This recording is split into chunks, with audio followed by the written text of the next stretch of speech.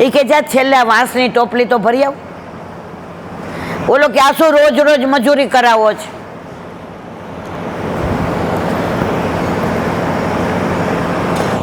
એ કે સાંભળ, પહેલે દિવસે વાંસની ટોપલી લઈ ગયો ત્યારે કેવી હતી? એ કે હાથમાં વાગે એવી. 4-5 દી પછી તો કે મને લેવી ગમતી હતી. અત્યારે એટલી કોમળ થઈ ગઈ છે મહારાજ કે ભલે પાણી અંદર નથી રહેતું પણ એની કોમળતામાં પાણીની વાસ આવે, સુગંધ આવે છે. ત્યારે કહ્યું સાંભળ, સત્સંગમાં તું આવે છે તો ઘણું તારું આચરણ નથી કરી શકતો, પણ તું કોમળ તો બન્યો ને, તારું મન તો આડું બન્યું ને. કાનુડાના પ્રેમમાં વધારો થયો ઘટાડો? એ કે મહારાજ હવે તો ઊંઘમાં તમે જે ભજન ગાતા હો ને એ ભજન જ દેખાય છે.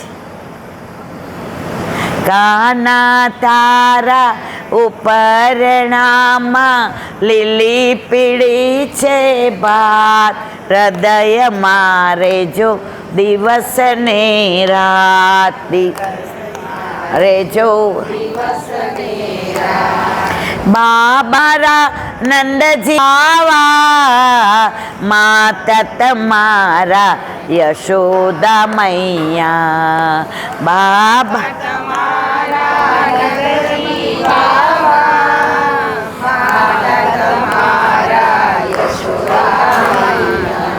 બાવા મૈયાની ગોદમાં વાલા, ખેલો દિવસ રાત, હૃદયમાં રેજો દિવસ ને રાત, હૃદયમાં રેજો દિવસ ને રાત.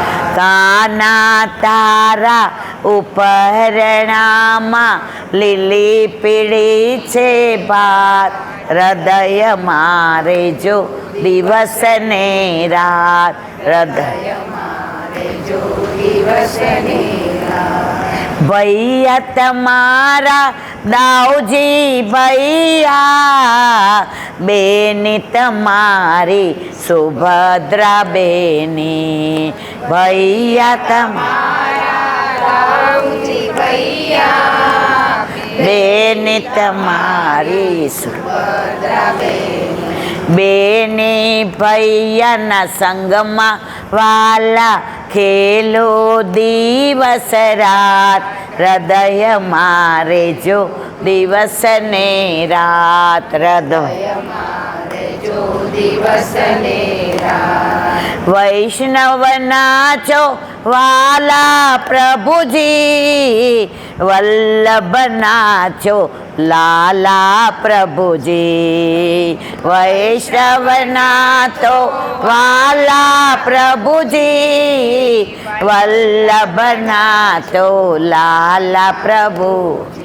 વલ્લભ વૈષ્ણવના હૃદયમાં વાલા, રેજો દિવસ રાત, હૃદયમાં રેજો દિવસ ને રાત, હૃદયમાં રેજો દિવસ ને રાત. કાના તારા ઉપરણામાં લીલી પીળી છે ભાત, હૃદયમાં રેજો દિવસ ને રાત, હૃદયમાં રેજો દિવસ ને રાત. મહારાજ, પેલા મારું ધ્યાન મારી દુકાન, મારી ઘરવાળી, મારા છોકરા, મારું સ્ટેટસ, મારું માન એમાં જ હતું. હવે પડે પડે ઘરાક આવે ને તો મને એવું લાગે કે મારા ઘરે, મારી દુકાને ઘરાક ભગવાનના રૂપમાં આવ્યા છે. હવે ઘરમાં પણ કાંઈ થાય તો હું એમ કહું, પ્રભુ તારી દરેક લીલા મને કબૂલ મંજૂર છે. મારો નજરિયો ફરી ગયો છે.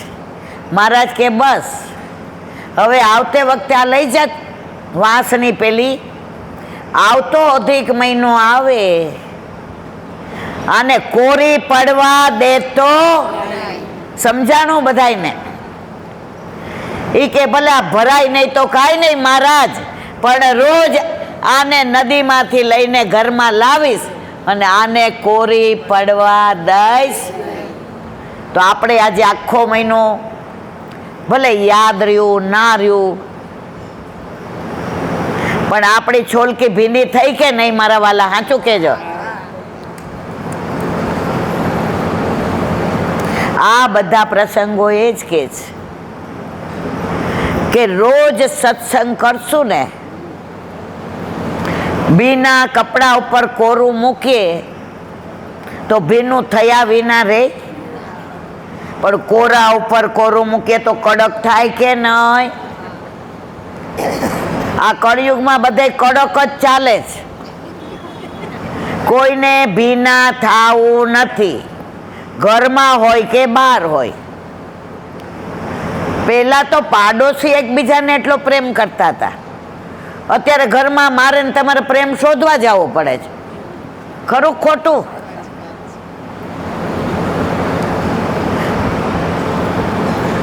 4 દિવસ પહેલા એક બા આવ્યા હતા,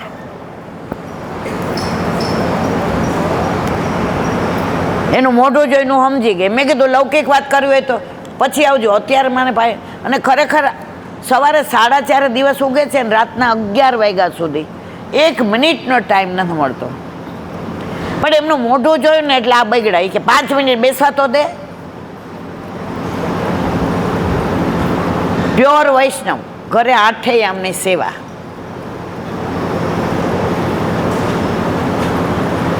ક્લાસ 2 ઓફિસર હતા, ક્લાસ 2 ઓફિસર. એનું પેન્શન 72,000 આવે. કેટલું મારા વાલા? આ લૌકિક વાત એટલે કરું છું, આમાંથી મારે અલૌકિક કેવું છે તમને. એમણે મારી અડધો કલાક બગાડી ન કહેવાય, પણ એણે હૈયું હળવું કર્યું. એ કહેલા બેન દાદા ગુજરી ગયા, હવે એકનો એક દીકરો. એટલે દીકરાએ કહ્યું કે મમ્મી આજ પપ્પા ઓચિંતાના વયા ગયા ને તને કાલ સવારે કાંઈ થાય તો આગલા ઘરના 2 ભાઈઓ ભાગ લેવા આવે કે ન આવે? કે હા બટા, એટલે તું બધું મારા નામે કરી દે ને તો તારે હારું ને મારે. સમજી ગયા? ત્યારે કે મને એવું રાખે, હું તો બધાને કહું મારો દીકરો તો રામ. મેં કીધું બધાય ને પછી જ થઈ જાય છે આગળ. મેં કીધું જલ્દી કહો. પછી એની જે વાત સાંભળે ને પછી હું મારી આંખમાં પાણી આવી ગયા. એ કે પેન્શનની ઓથોરિટી, દાદાના વ્યાજની ઓથોરિટી, બધું તેના નામે કરી દીધું. જમીન, બંગલા, ગાડી, લોકર. અત્યારે ઈલાબેન મારે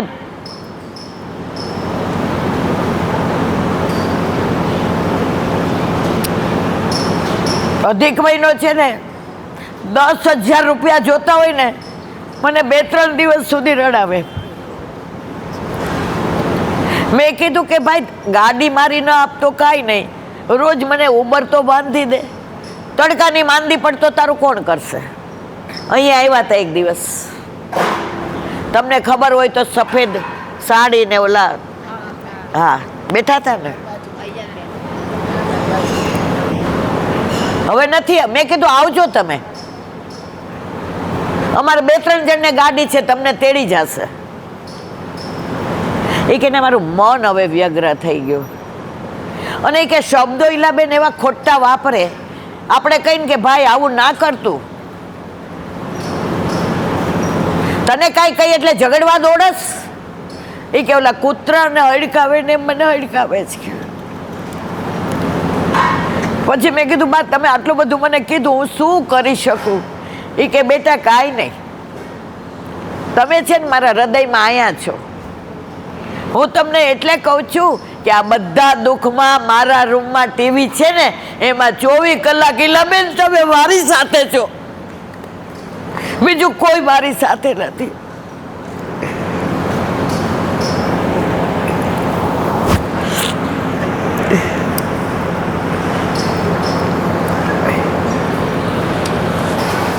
વલ્લભાધીશ કી જય.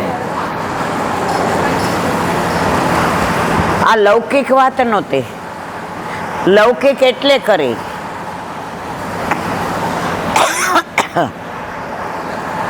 કે ભગવત હતા ને એટલે લાગણી વાળા બહુ. કે બસ મારા પ્રભુનું સુખ સચવાય છે ને એટલે મારું સુખ અંદર આવી ગયું.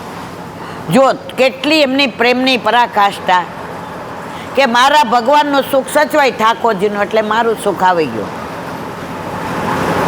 હવે એક નાની વાત ગાયની.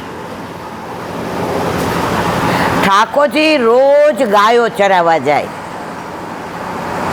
પછી આવે ને ત્યારે મધુમંગળ, શ્રીદામા, તોકસખા, તનસુખા, મનસુખા, ધનસુખા આખા રસ્તે વાતો કરે. આજ તો લાનલે यूं गाय चराई, आज यूं जल पिलायो, और कोई भी गैया यूं यूं करती ठाकुर के सामने देखे, दाव भैया बुलाए तो ना आवे, ઠાકોર જી બોલાવે તો આવે. કીર્તન છે સાંજનું, કદંબ ચઢ કાન બોલાવત. જેના ઘરે ઠાકોરજી બિરાજતા હોય એના કીર્તન ખબર હોય. સાંજ પડી,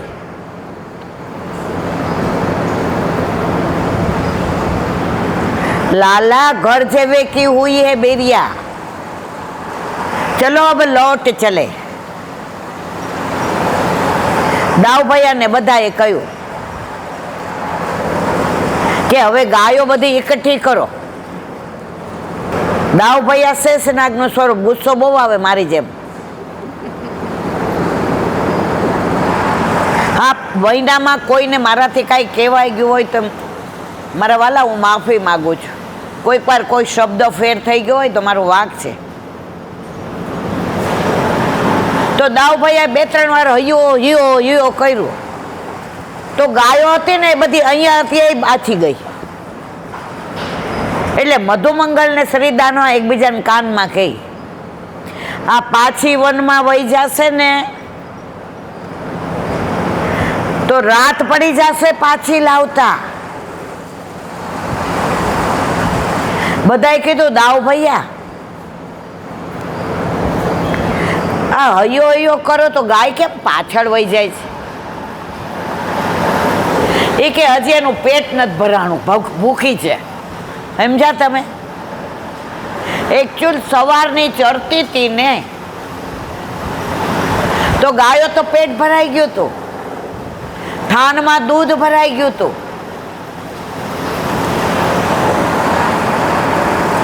દાવભૈયાથી ગાય આવી નહીં, મધુમંગળ શ્રીદામા કોઈથી ના આવી.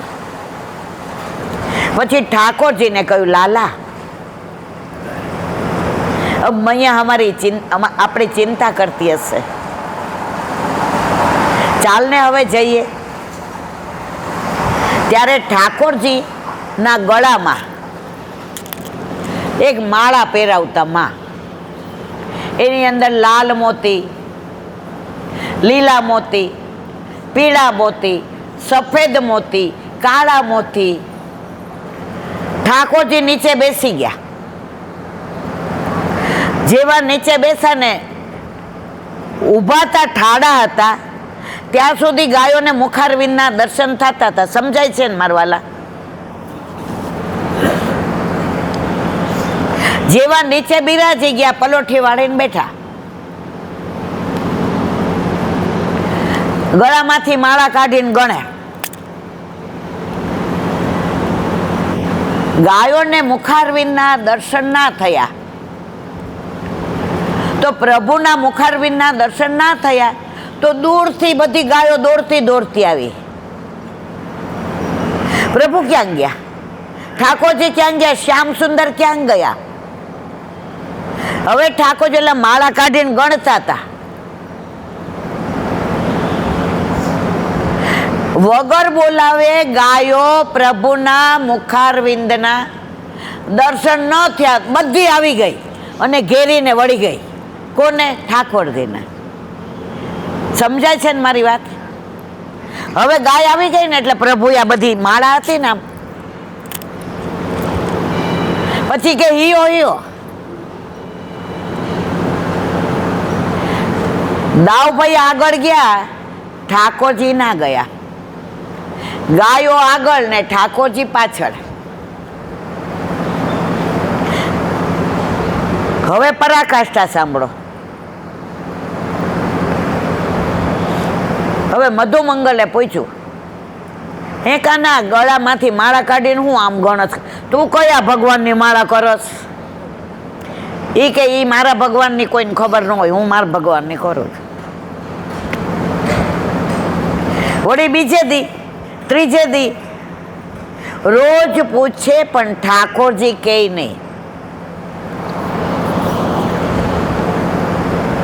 એક દિવસ મધુમંગલે યશોદાજીને આગળ જઈને દોડીને કહી દીધું, માં, ગોપાલ કોની માળા કરે છે?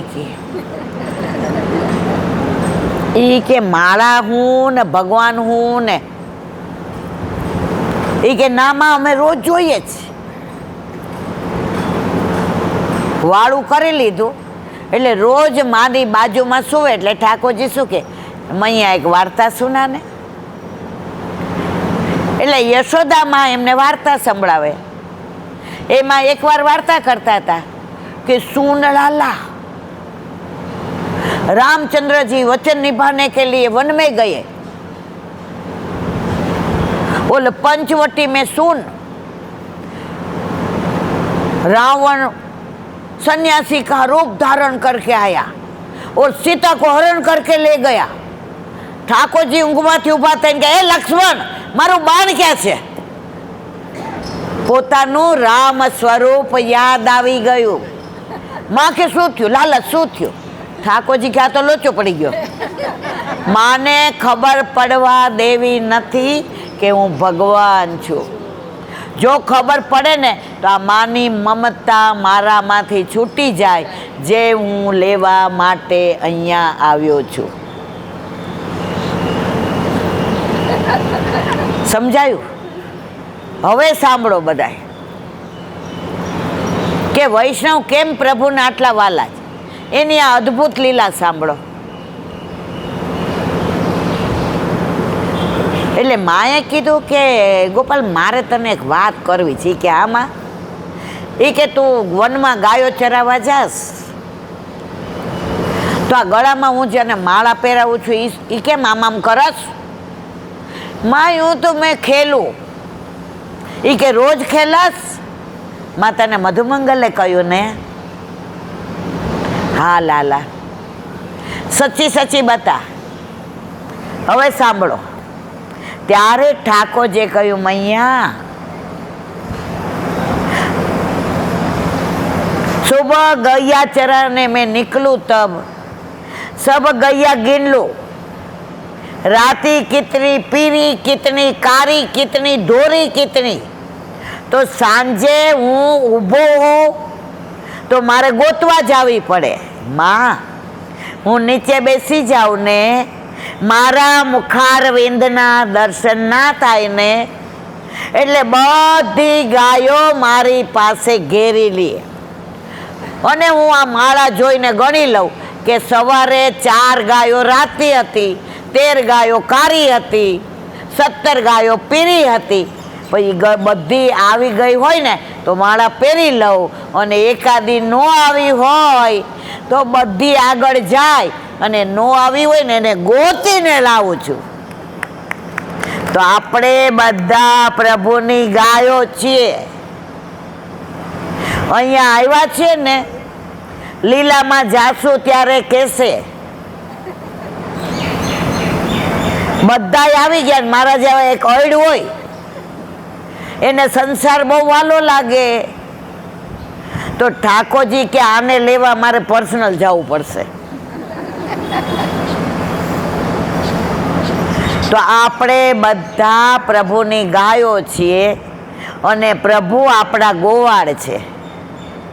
એટલે આપણને ગૌશાળામાં ભાગવત પારાયણ કરવાનું મન થયું, અને વલ્લભે એવી કૃપા કરી કે આજે પરમ દિવસે તો